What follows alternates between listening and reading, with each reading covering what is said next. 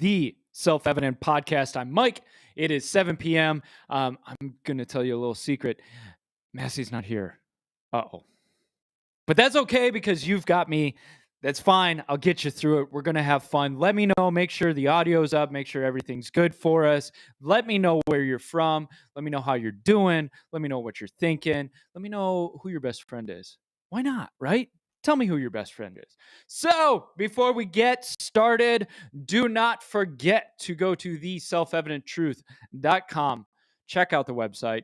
Don't forget to go get our apparel. I've got a shirt on, Liberty, right? We all love liberty. Go to 1776truth.store. Check us out on all of the social media stuff. Now, here's something that I want to point out that I want to talk about just a little bit, being personal before we get into all of it. Hi, Gloria. And Brian, I agree with you. Brian says, great intro music gets me jacked up to listen to you guys. I love the intro music, right? It's perfect. So one thing that I wanted to talk about. So for the past 2 weeks, I've actually been on a social media fast. And so I've removed myself from Facebook, from YouTube, from all of that, because what I found was in the morning, especially, my time to do a lot of ministry work and all of the side projects that I have, I was eating it up with just scrolling through my phone.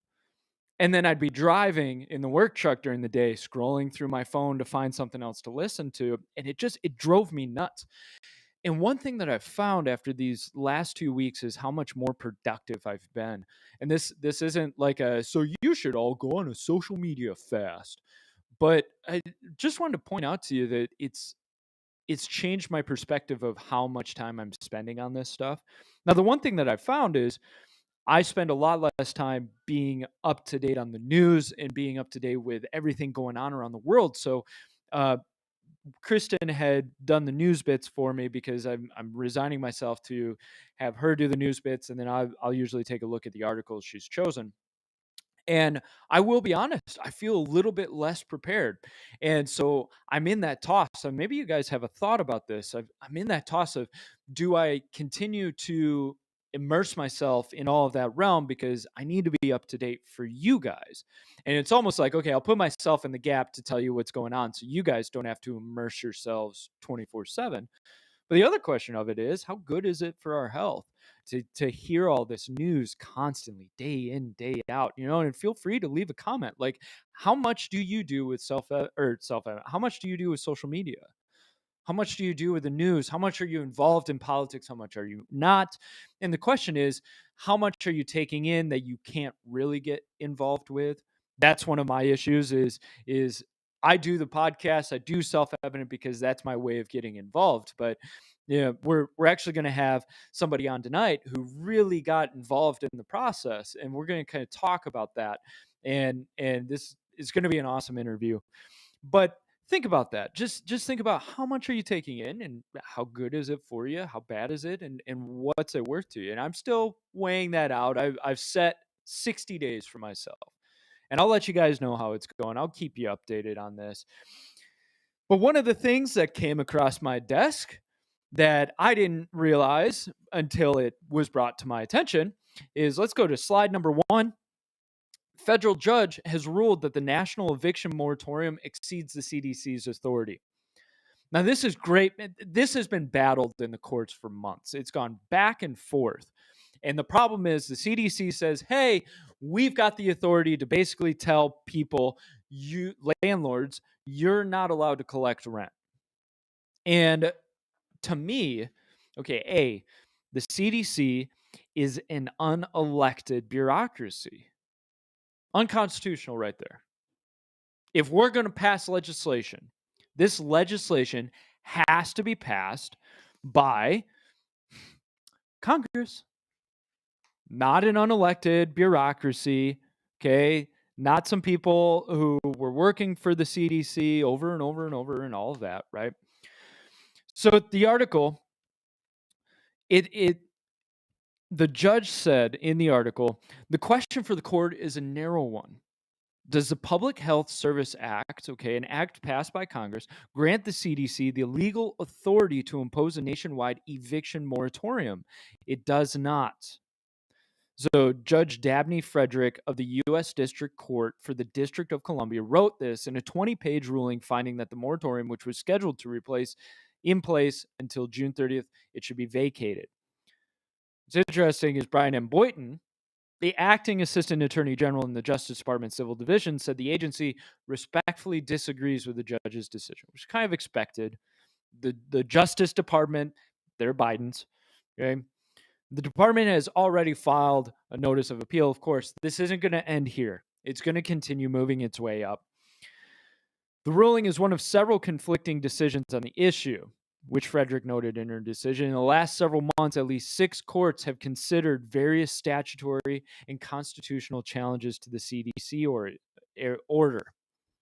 The question is, does the CDC have authority over housing? Now, there's been arguments that have been made that this exacerbates COVID cases. I'm kind of skeptical of that whole scientific process in that. Think about that. What they're saying is you paying rent is now exacerbating COVID. But what strikes at the heart for this, in my mind, is that the CDC should not be getting involved in the association, the free association between a landlord and a renter. The landlord should be able to charge the rent that they feel is necessary, and the renter can decide, I can pay it or I can't. Now you'll say I'm harsh because that leads to evictions. Well, why are people getting evicted? Because people are losing their jobs because the government shut down businesses.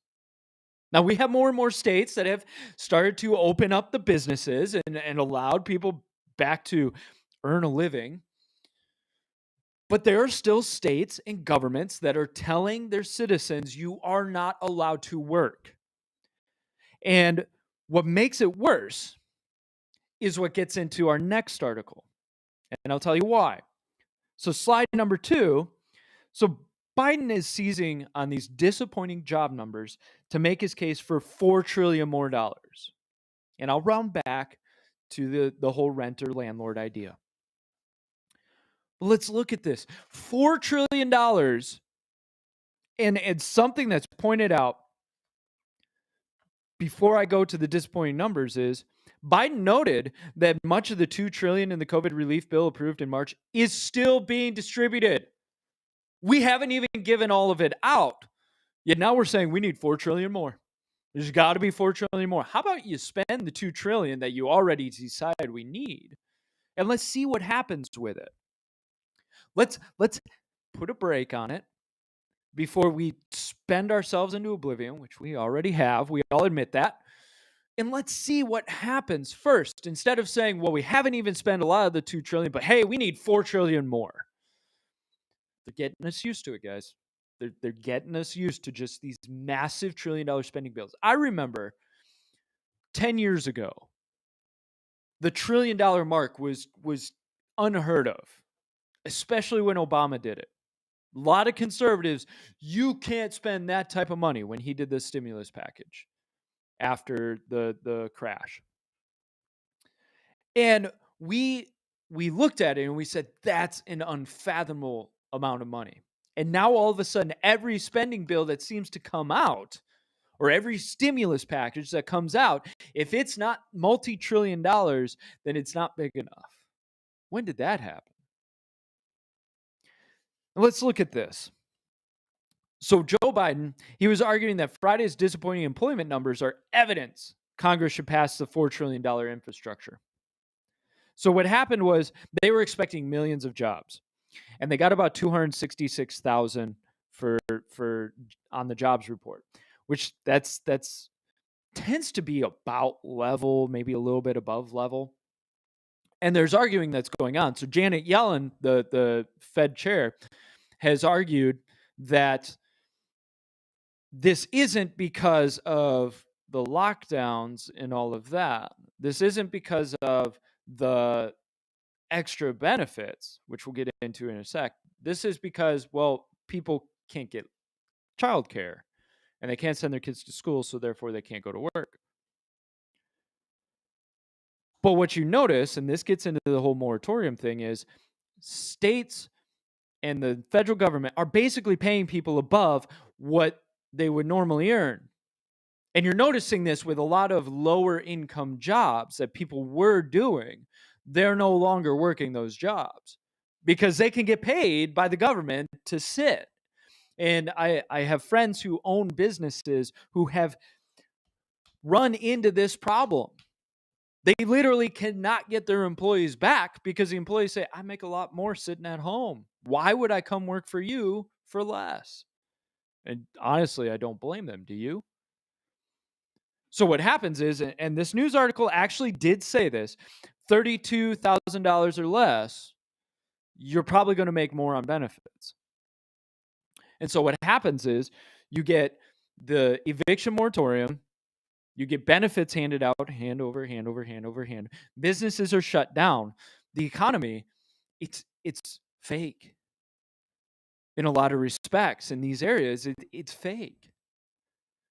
And instead of us saying, let's let businesses do what they need to do, let's move forward, what's happening is the government is telling them, no, just stay home, we'll pay you. Last week, we talked about the child tax credit, which means, I believe, under 17, you get $300 for each kid. $300. So if you have 3 kids, that's $900 a month you are now getting. And they're setting up a system to be able to send you a direct check. That's UBI.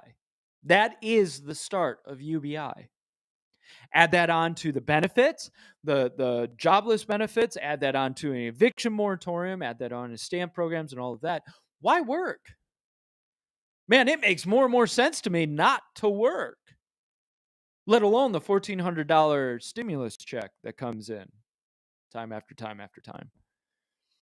And what's funny is, so last week we covered this, Google searches for forced stimulus check during Biden's speech, they rose 250%, which means people, it's like a Pavlov dog response now. We're trained. As soon as Biden comes on, spending bill, we go, stimulus, stimulus, stimulus. Let alone the child tax credit. This is something that we need to just open up everything, stop the massive tax raises, and just get back to work. And I know I'm preaching to the choir because it's kind of like, just leave me alone. Let me do what I need to do. And what's frustrating for us is to watch this stuff shoved down our throats day after day after day, and then we're told you need to pay for it. And I'm told, no, the rich will pay for it, the elite will pay for it, they need to pay their fair share. Trust me, it never happens that way. It will come back to us. We will have to pay those taxes.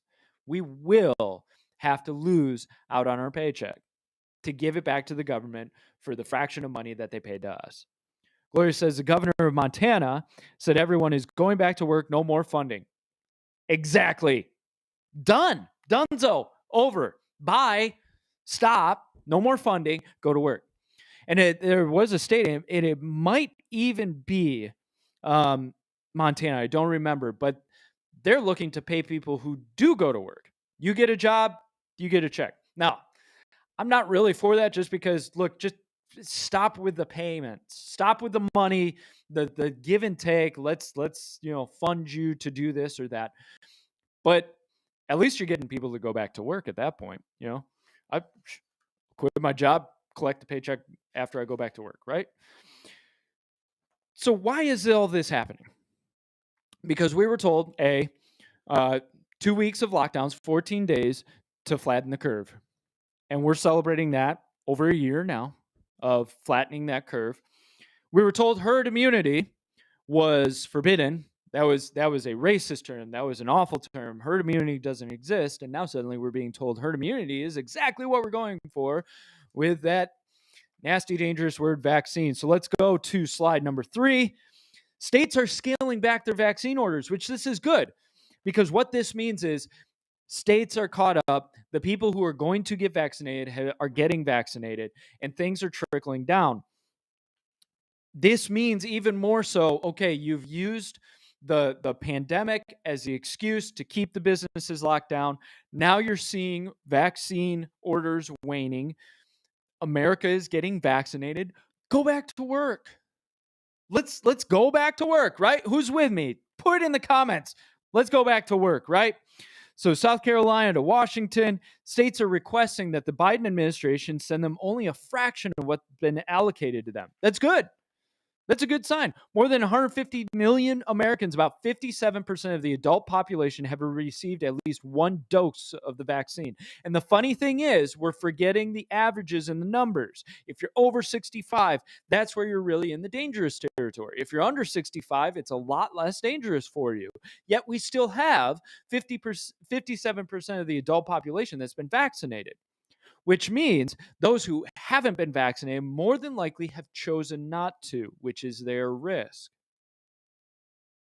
If you've gotten the vaccine, the numbers show you are protected. It's almost non-existent in terms of complications from COVID or hospital deaths. Now, complications from the vaccine, that's a different conversation. But if we're going to go by the idea of herd immunity, which was awful until now it's good, we're getting there. And it's only going to continue. It's going to continue to grow. But of course, this is a scary sign for the Biden administration. So now they're working on ways, okay, how do we get more people to do it? How do we get everybody to do it? They want 70% by July 4th. But the states are really kind of going in the opposite direction because they're noticing the demand is tapering off. So Iowa, they've asked about 29% of their allocated doses. Kansas asked for less than 9%. Counties have been turning down doses as demand plummet. The state has a stockpile of almost 647,000 doses. Connecticut requested 26%. South Carolina plans to order 21%. North Carolina scaled back its request for the past week by 40%. Washington State cut its order by 40%. And even Mayor Bill de Blasio out of New York said, we've got the demand to keep using our supply effectively. New York City is one of those places where, hey, we're going to keep using. That's fine. That's what people don't understand about this whole topic is we, especially it's self-evident, go for it. If you feel you need it, go for it. If you feel you don't.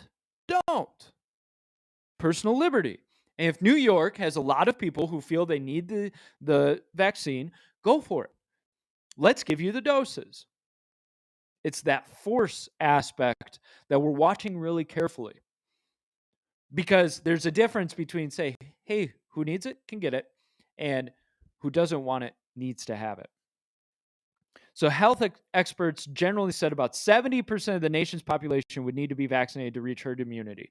We were told when it was natural it had to be 85%.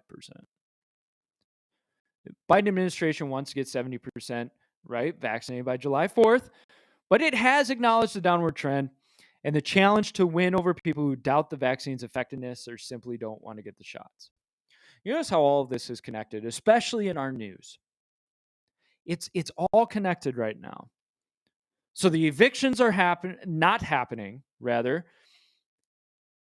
People are making a lot on benefits, but we need to, push another spending bill. And hey, we can only start opening everything up if you get the vaccine and protect yourself from COVID, which has a 0.00 or 3.0, 2.0% death rate, right? Which the average 65 and over really skews that.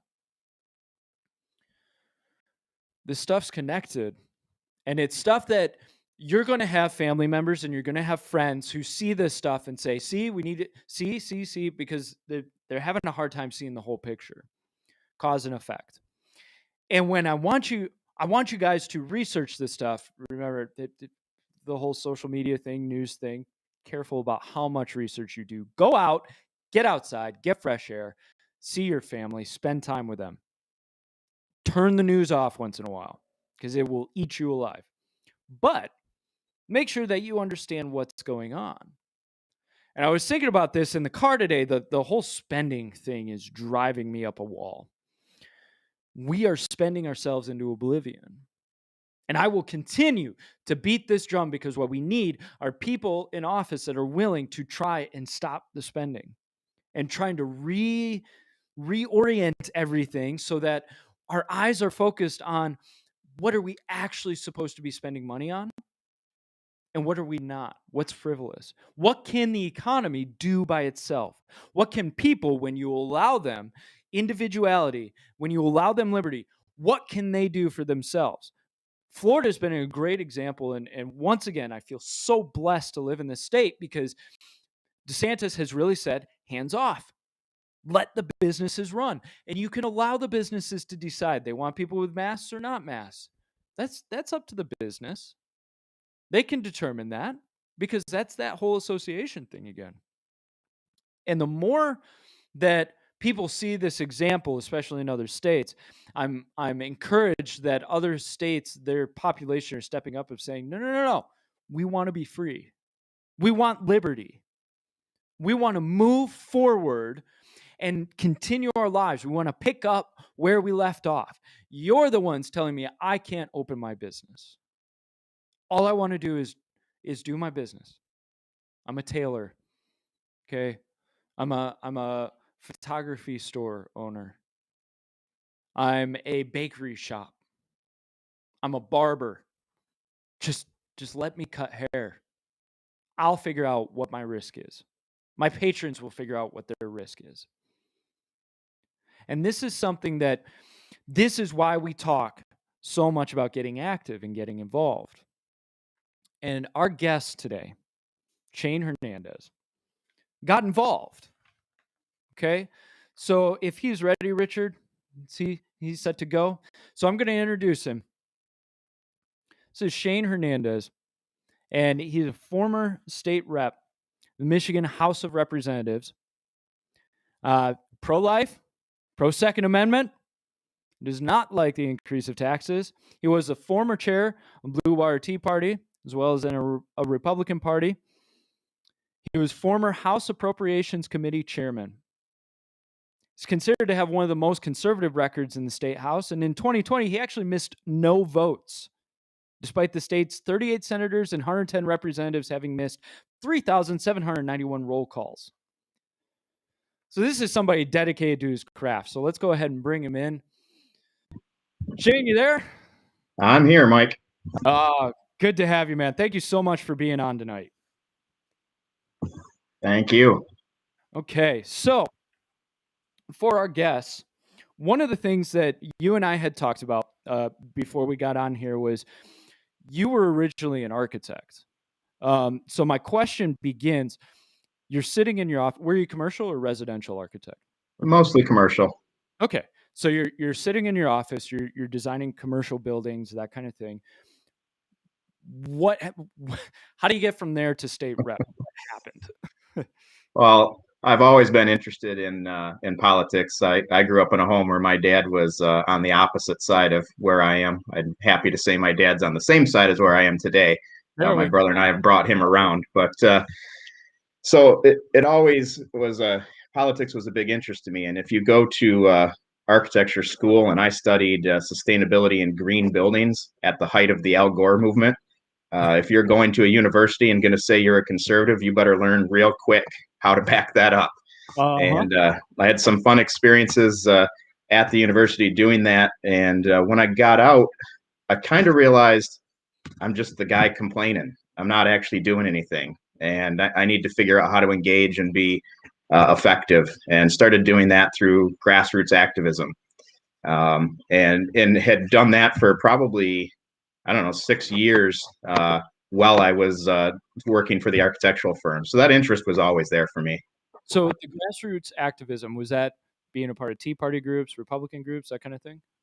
Yeah, I think my first real involvement was being chair of the St. Clair County Republican Party. I think the first meeting I ever went to there, I got elected as chair. Apparently, if a young Hispanic guy walks into a Republican Party meeting in Michigan, people look at you as a breath of fresh air and will elect you as their chair. And I don't do anything part way, so I took that on and really got the party involved in the community and spreading the message, and then stepped on to the Tea Party after that. The Republican Party is it's a beast, and I still consider myself a Republican to this day. But the mechanism behind it is just, it's not the greatest mechanism for activism, for truly spreading the message. And I felt like taking that step to the Tea Party really took those reins off and allowed me to reach people like the Republican Party didn't.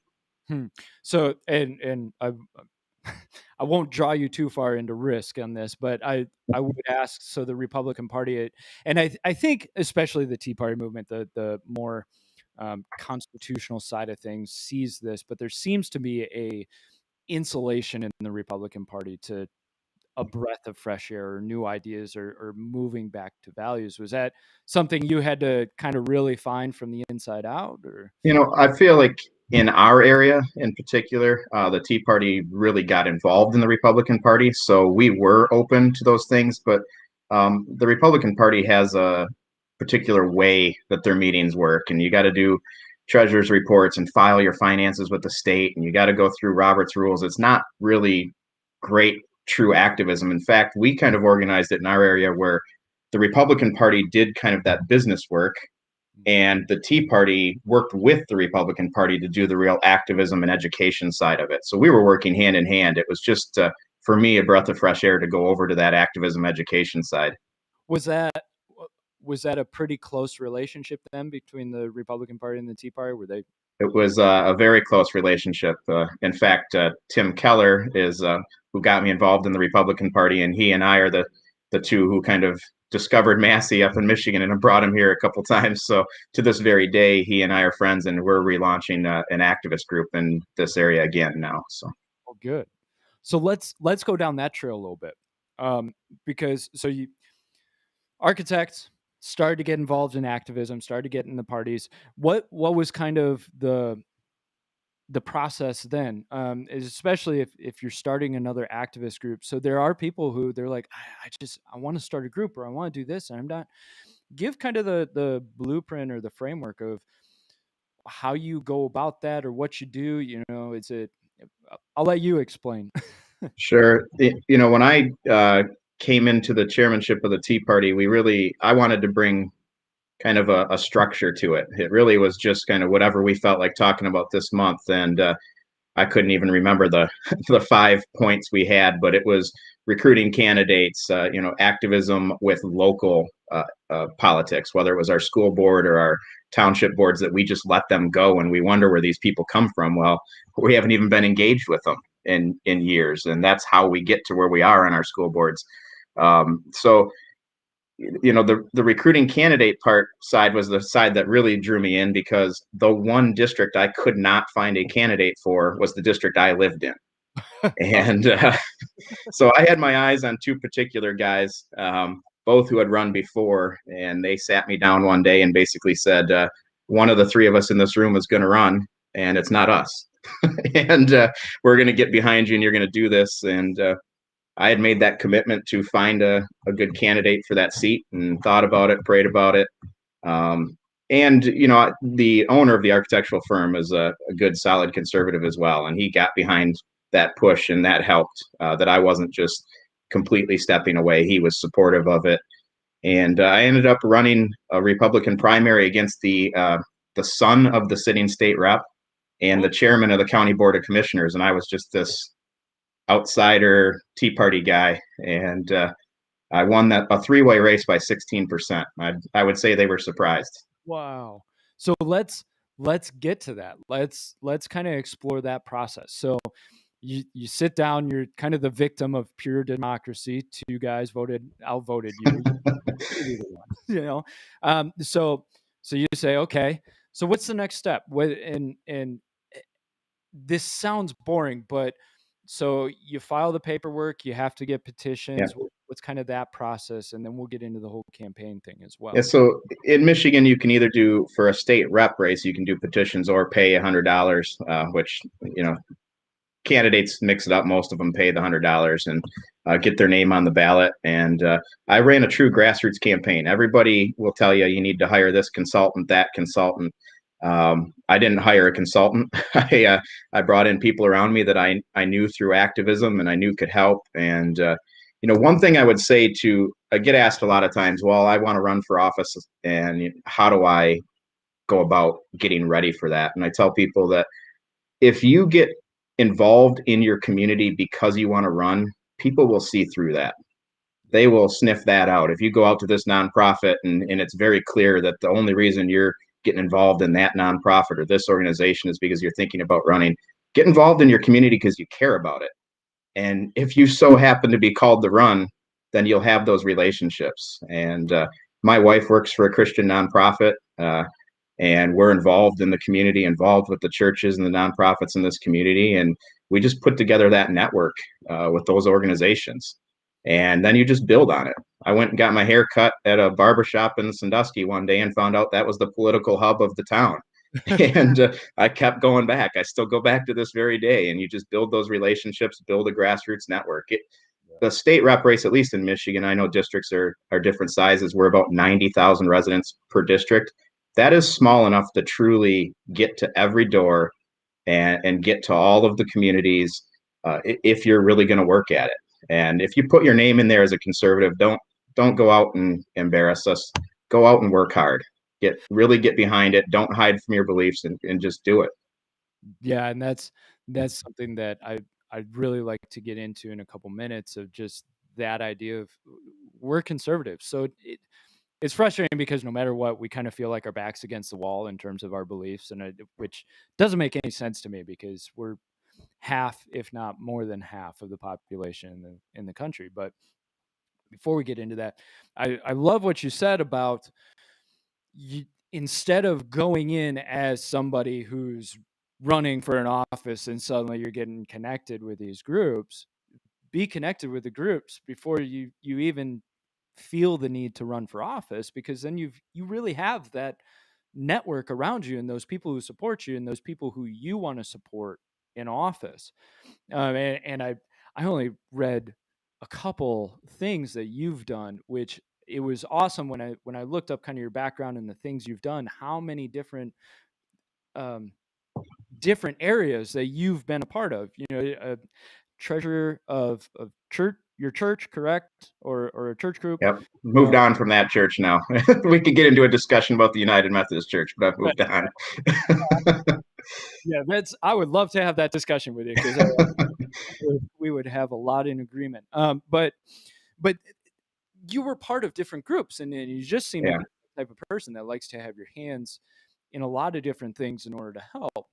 Um, and the fact that you found the barbershop that was really kind of the political hub of the area, which it's so true, you know, that in the 1700s, the tavern was where everybody was kind of mingling and talking politics. And, you know, a barbershop's a great place for people to meet and mingle and talk about politics, or, you know, your card club or whatever. And so I think that's a lesson that people can take from this is start where you're at. And if you have a hobby, you have an interest, you have something you're part of, be active in that, because that's where you can first and then move on.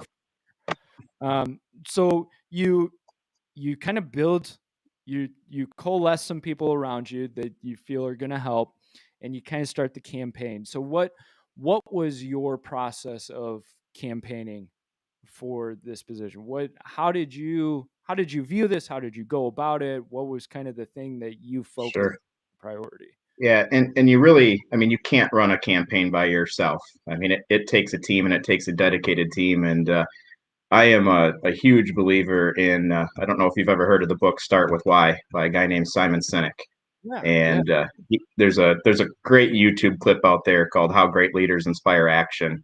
And it talks about telling people who you are and why you're doing it. Don't go out and tell them your 10-point plan. People don't, they should care about those details, but the average voter doesn't care about those details. They want to know who you are and why you're doing it. And if you tell people who you are and why you're doing it, your mission becomes their mission, and they become not just this volunteer who's doing it because they get paid for 50 cents for knocking a door or something. They do it because they believe in it and they care about it.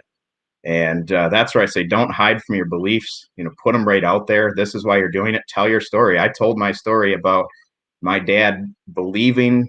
I mean, we just believed that we were Democrats because we were low income Hispanic and he was a union worker. We had no clue what it meant beyond that. They just had us in their silos, and that was that. And you tell people how you get out of that. I told people all the time on the campaign trail that my Democrat dad taught me everything there was to know about conservatism without knowing he was teaching me that. He taught me the core principles of hard work, and sometimes the world knocks you down, and get up, and it's about how you react to it. It's those real core principles of conservatism, entrepreneurship, and one day for me it clicked. But if you go out and tell people those stories, don't tell them, well, first I'm going to lower the income tax 0.125 points. Like, people don't care about that. You mean they're not frothed into great position by lowering the income tax? Obviously, I want people who are going to lower the income tax, especially in Michigan. I watch you guys in Florida without your income tax, and I see our people from here move all the time. But they want to know those core values, and I think the left does that really well. They sell people on those things, and they get you bought in, and then we respond with facts, figures, and pie charts, and nobody cares. So I want to delve into that a little bit, just on the side of it, because do you think that's just a part of messaging, or because the conservative message is really, like you said, hard work, discipline, opportunity, the idea of liberty? And I'm not trying to just overgeneralize the Democrat idea, but the Democrat liberal idea tends to be, what can I do for you? Mm-hmm. How can I help you? How can I give you what you've decided you need in order for you to make the next step? Do you feel that's kind of a disadvantage for the conservative, or conservatives just have not figured out how to truly create a great message to combat that very Right. simple idea of, hey, I'll give you what you need. We haven't learned how to talk about it. It's that simple. I mean, you were talking about Montana earlier, and people think we have this belief that it's loving to just give somebody something. It's not loving to give somebody something. It's loving to give them something and get them out of that situation. And sometimes it's loving to cut them off. Yeah. And we have to be able to talk about that. Every one of us that's a conservative has a story, a why, and we don't tell those stories. We are not all old, rich white people. We weren't all born that way, but the other side's got people believing that's what we are. Yeah. Which it's funny. I think about how many rich white elites are Democrats, and that's Yeah. impressive. And I So always tell people, heck, if you're an old, rich white person, I want to hear the story of how you got there. I want to know how to get there myself. right, I say the same thing to people. I don't begrudge somebody and they made a lot of money. I go, how'd you do that? I need to learn something from you. Yeah. It's and I'm with you of we've got to figure out the message. So I guess the question is, what was the message that you really took to your community, and how did you convey that properly to where your community got behind you? Yeah. So I did have a list of things that I wanted to do legislatively, and I put those out there proudly. But my main message was one of us, just the average guy, and I'm running against this state rep's son who thinks he's the next in line. He would have been the third in his family, and the chairman of the board of commissioners who thinks he went through the usual way to become a state rep, and he's the next in line. But I'm the average guy. My dad was a factory worker his entire life. I've lived in this community my entire life. And heck, my dad as a kid was a migrant worker picking cucumbers in the fields. Tell people about that stuff. You're just one of them. Yeah, And that was the message we spread. That was the theme you saw on every single thing I put out there. One of us. beautiful. And that people connect with that, and you are a very down to earth type guy, which you present yourself that way. That's how you come across, which is great, because you get people who they're so practiced that they end up becoming Mm-hmm. caricature. And sometimes I'll watch federal level politicians, and not to insult, but somebody like Nancy Pelosi or Chuck Schumer, I watch them and I'm almost like, you're a character. You don't seem like a Yeah. normal person. You're a character. And I think a lifetime of politics where you're trying to be a character, you end up becoming one. As opposed to, the process you took of, look, Yeah. I'm one of you guys, and that's how I'm going to remain because that's who I am. You come out very different. Right. be who you are, and then you don't get caught being a contradiction. You don't get caught like Nancy thinking she can go get her hair cut when she told nobody else to get her hair cut. I mean, she doesn't even understand what she's doing when that happens because she is in character most of the time, and she Yeah. got caught.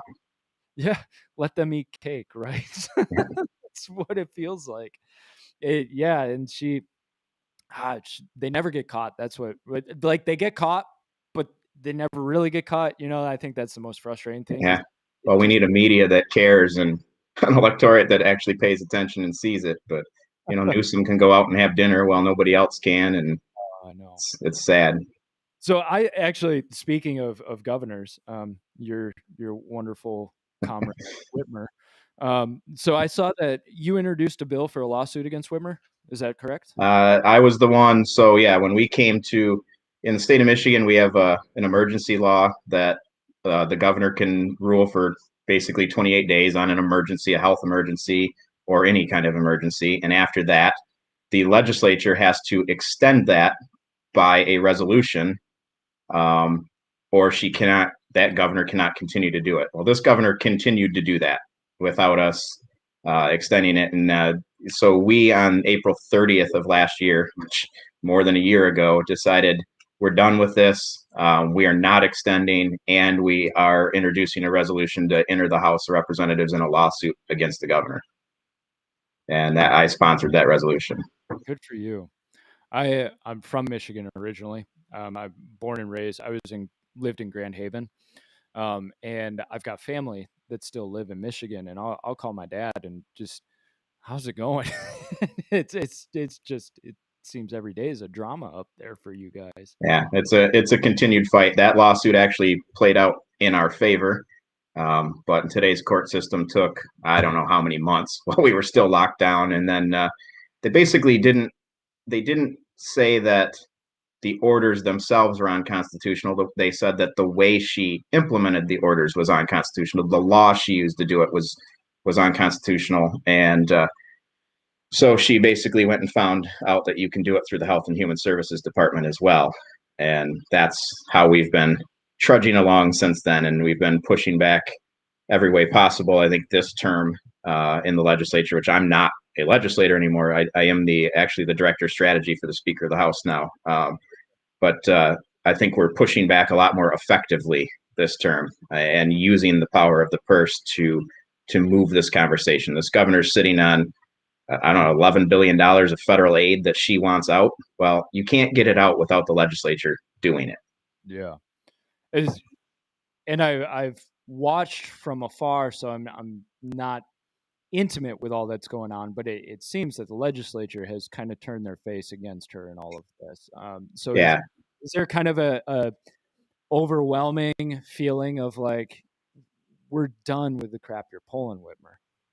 Yeah, I think there's much more willingness to push, and some legislators look at polling, and even the polling now is showing yes, we should be pushing back. We should be fighting, and we're getting little victories. It's frustrating to see it happen at that pace, but at least we're seeing things happen. And then as you see things like I'm sure you probably saw that our governor was vacationing in Florida. And as you see those stories come out, mysteriously, she decides to open the state or open parts of the economy when those things happen to distract. We've been asking the governor for over a year to put a plan on paper. Who cares if we agree with the plan or not? At least put the goalpost on paper so you can't keep moving it.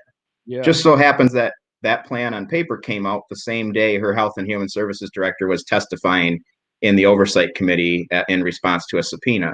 So it buries those things. So I think as you continue to see things pop up, we have a new candidate supposedly getting in the race tomorrow to run against her. That is a serious candidate. So I don't know if I'd be surprised to see some more movement this week. So the politics really can push things. So we've got to keep going along. And I know a lot of people want us to just sit there and just fight constantly. I don't know that that's effective either. But it's a difficult decision to make, and we just got to keep moving forward. As sad as it is, politics seems to be a game of chess a lot of times. You're playing your pieces and figuring out the right time. Especially if you're running strategy. I mean, that's really how you view things. Did you view things kind of more in that mindset while you were so you ran your campaign, you won the primary, you got elected. Is that really how you came in? Was like, okay, I've got to play strategy, or I'm just gonna bulldoze everybody. So, I mean, I tend to be much more of a big picture person than a detail oriented person. An architect can kind of step back, look at your needs and visualize it, and then work their way through the details. And that's kind of how I look at the legislative process. I don't like to just dive into, some obscure bill and just work through this process with it. At the same time, when you come into a legislature, you're given committee positions. I was given the opportunity as a freshman legislator to chair the transportation budget, Hmm. and I take that seriously. I'm going to learn everything there is to know about that transportation budget. I'm going to tour every facility they have, every single asset they have. I'm going to go look at it and understand it. But that's just what is your style? You have legislators who are going to write 20 bills and throw them all at the wall and see which one sticks. And that's not how I am. You want me to run this transportation side? I'm going to know it inside and out. And when that director meets with me, he should be scared about it because I know his department as well as he does. And that's how I took that position. I This may be a dumb question, but is that kind of a rare thing uh, in a It's probably a mix, but you tend to see, uh, you know, in the state of Michigan, the House Appropriations Chair, which is what I did my second term, that's considered a number two or number three leadership position behind the speaker. And I think being that expert in an area that your colleagues have to come to and ask you questions, that's a natural way to a leadership position. Before COVID happened, the biggest issue in the state of Michigan were our roads and infrastructure. So which people are going home, they're getting beat up on roads. They've been telling Republicans, they've been telling their constituents, we don't need more money, but they've never looked at the details because they're on different committees to know, well, how would we fix it?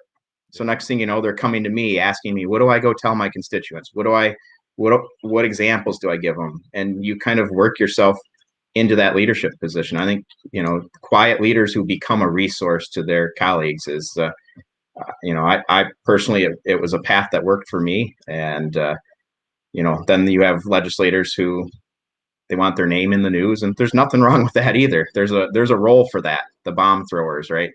Yeah. But there's got to be somebody who kind of just smashes, Yeah.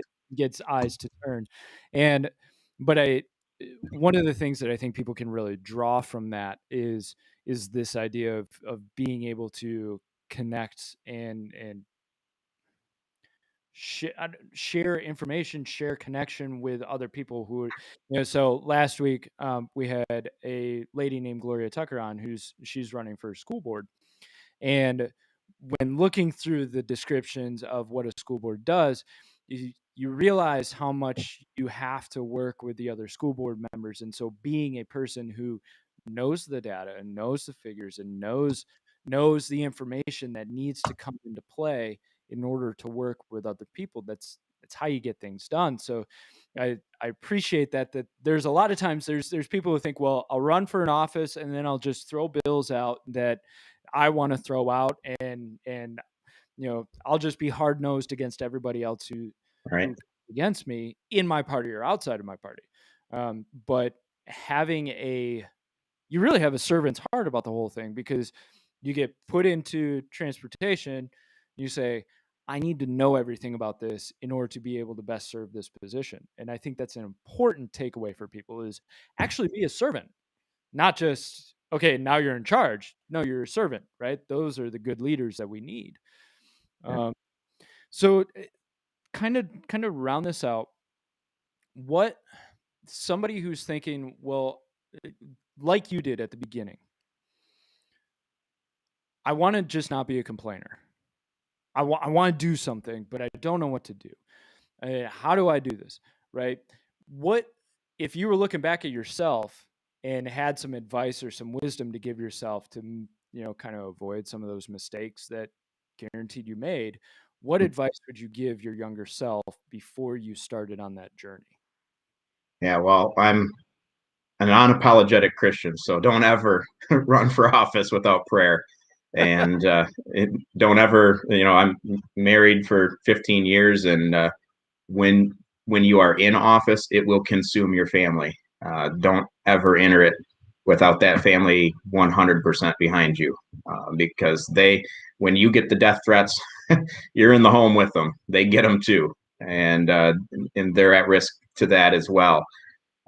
So, I think you build that foundation, right? Do the people who you know best really around you, your pastor, your family, your wife, kids, parents, do they really support it? Is this the right thing to do? You got to build that foundation and then go out and build a team that believes in what you believe in. And I think the rest of it kind of builds from there. I don't know if I would encourage people to not go out and hire a consultant like I did. Quite frankly, if I could have afforded one, I probably would have. I just figured it all out on my own. There's value there, but go talk to people who've done that before and experienced that before, because there are consultants out there that steal your money. There are consultants out there who will change your message. That's a piece of advice I give. Don't ever let anybody change your message. Don't ever let somebody with polling say that, well, this is a better message. The polls say that you shouldn't say that. If you believe it, run on it. And again, you won't get caught in those traps later of, well, I wasn't quite truthful back then because I was looking at this polling. Put it out there. Put out there what you believe. There's strategy to it and how you say it, of course. But don't hide from it, and don't let somebody talk you out of saying something that you really hold as a core principle. Absolutely. I love it. Thank you so much. Shane, I want to thank you so much for joining me tonight and answering some of these questions. I totally appreciate it. So any future plans for running? Oh, absolutely not. I ran for Congress, which is why I'm no longer in the state house. It was a position that came open. We have the shortest term limits in the country in the state of Michigan, and I didn't quite feel like I was done yet. And that congressional seat came open, and that was my opportunity to continue to do it for a little bit. I ran into somebody who put $2 million of their own money into their campaign, and a congressional campaign is a little different. You can't reach each person individually. You can't get out there. And while we had a pretty well funded campaign and a pretty good group, it didn't work out. And I will just say that sometimes God has a better plan. And I fought to the last second in that race. I truly believe I'd be a better candidate and a better member of Congress. And I did everything I could. But at the same time, where I am today, and with my family and with work is a better spot. And I have I have found my grassroots energy again, which I had probably lost quite a bit of through being in office. So uh, I'm thoroughly excited where I am right now, and getting back into that grassroots side and engaging the community and people who you said earlier, probably more than 50% are conservative. I think 80% of people, maybe 90, are conservative. They just don't know it. They're like my dad. They vote one way that doesn't match what they really believe, and nobody's ever reached them and built that relationship. And that's what I want to do. Amen. I love it. Well, God bless you, brother. Thank you so much for what you've done. Thank you for being on the interview. We would love to have you back again sometime. Yeah, maybe Massey could take the time to be on next time. Yeah, he's just off gallivanting, doing his own thing. Beaches, palm trees. It's a Florida thing. Of course. All right. Well, thank you. Thank you. Have a great night, Shane. You too. Thanks. All right, guys. That was Shane Hernandez. Give him some love. Be sure to let him know how much you appreciate him on the podcast. Thank you so much again to Shane. So we're going to round this out, guys. That gives you a little bit of information about, okay, you can do this. If you have a heart for this, you can actually do this.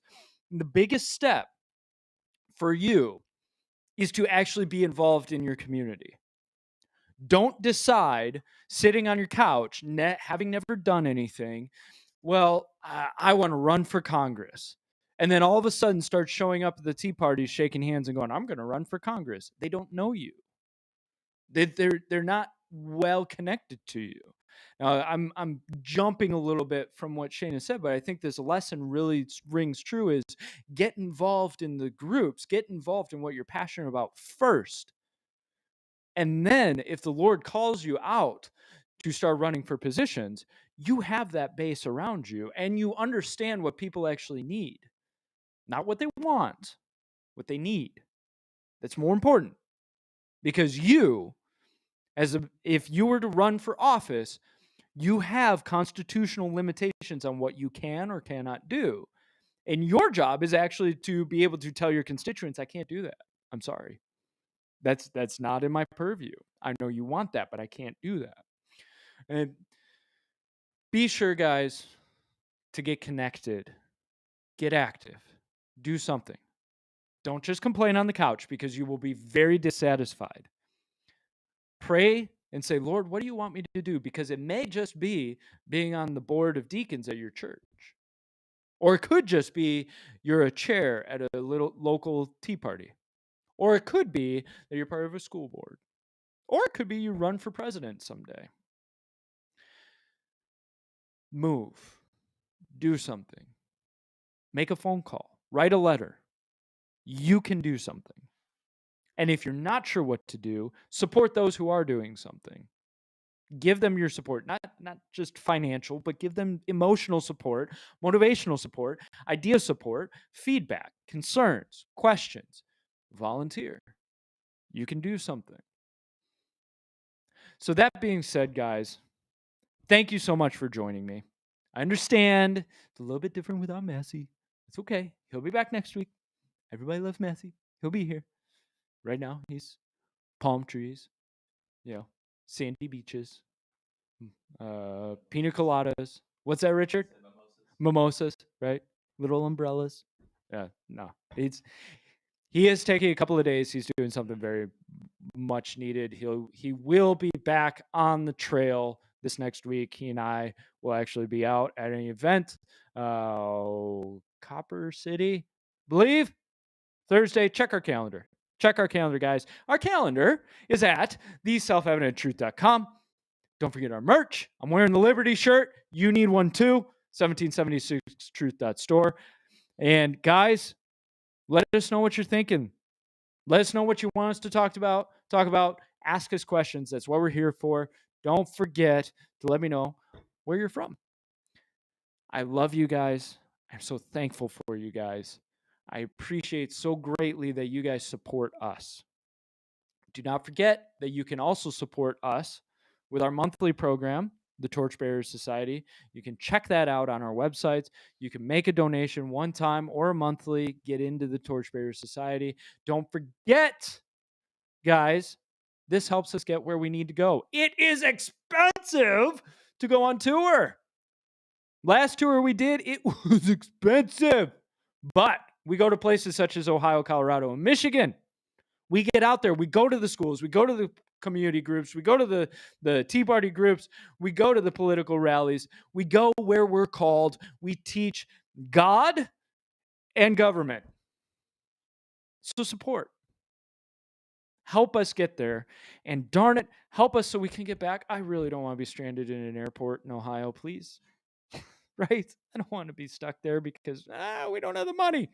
But we do have tours coming up. Go ahead and check out our Facebook stuff. Check out our website. Check out our tours. If you would like to book us, be sure to contact us. Contact Carrie. She will handle it.